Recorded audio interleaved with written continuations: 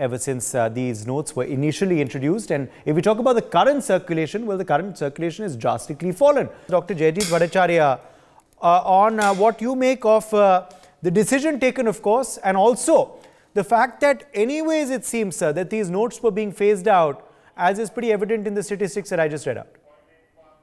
No, true, the notes were being phased out, but I don't recollect that that was what was said when the notes were being introduced.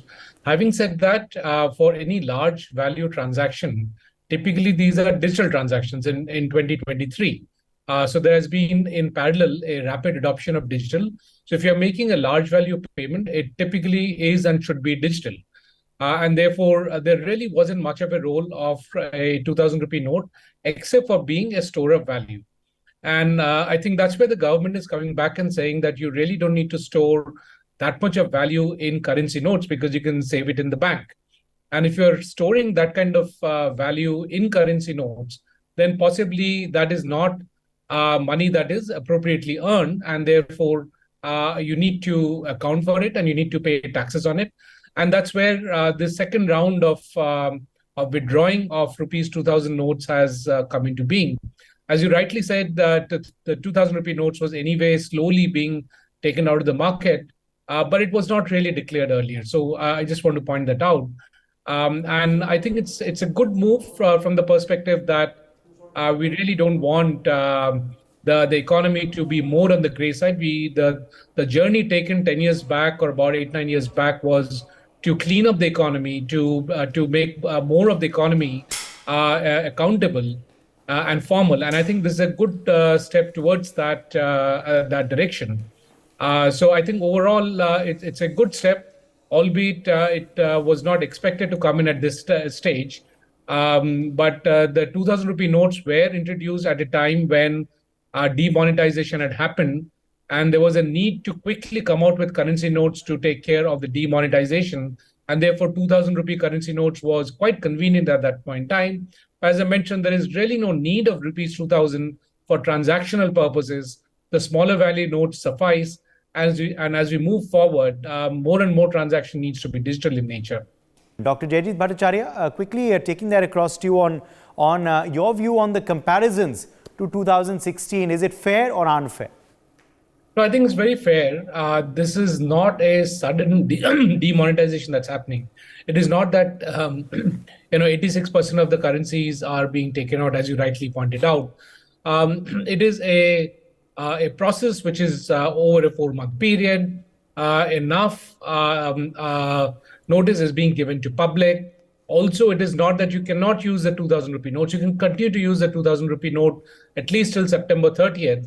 And post that, it's not clear whether it will be usable or not. But at least you've got a 4-month period. And most people do not have significant number of 2000 rupee notes. So it is not that the mass of the population getting impacted. Now, in 2016, what happened was that even the construction workers, those who are at the bottom of the pyramid, those who use currency for their savings, for all purchases, they had got impacted with the demonetization. In this particular case, that strata of the society are not keeping their money in 2000. In fact, I was looking at the poll that NewsX was running. There are very few people who are saying they have 2000 rupee notes, and there are very few people who are saying that they will go and exchange 2000 rupee notes. So clearly, the people who will get impacted, clearly there is an impact. It's not that there is no impact, but that impact is for those who are keeping a significant amount of their wealth in 2000 rupee notes. And if it's a wealth for which is declared, which is legal, then again they should not have a problem going to the bank, declaring it and giving it back. Now there is a limit of 20,000 rupees, as my co-panelists mentioned. On a daily basis from 20th onwards, there is a limit of 20,000 rupees. But from now till 23rd, there is a couple of days left where people can go and deposit a much larger amount of money and larger number of 2000 rupee currency notes. And again, they can do it only if they have legally earned that money. Otherwise, there will be a problem for them. So this is a way where 2000 rupee notes is being taken out without affecting the bulk of the population. And it's only going to impact those who have got wealth stored in 2000 rupee currencies, and that wealth has not been acquired in the correct manner. And hence, looking at all the statistics that you're presenting, it's not really going to impact the normal people. It's not going to create a pain for them. And it's really going to be business as usual for most of the people involved. Now the new limit is 25,000 rupees per day. So again, obviously, these are all steps being taken to curb black money. ATM withdrawal limit, the old limit was 40,000 rupees per day. The new limit is 20,000 rupees per day.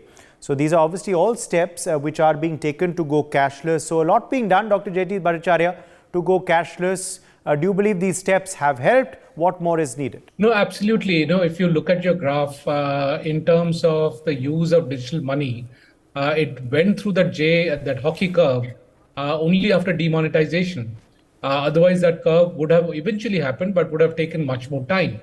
And clearly, what is more convenient if you are having, let's say, a 50,000 rupee transaction? Would you do a UPI payment, or would you count your currencies and hand that over? If it's a clean white money, you would like to make the payment using UPI. And that has not only brought in convenience, it has also brought in transparency into the economy.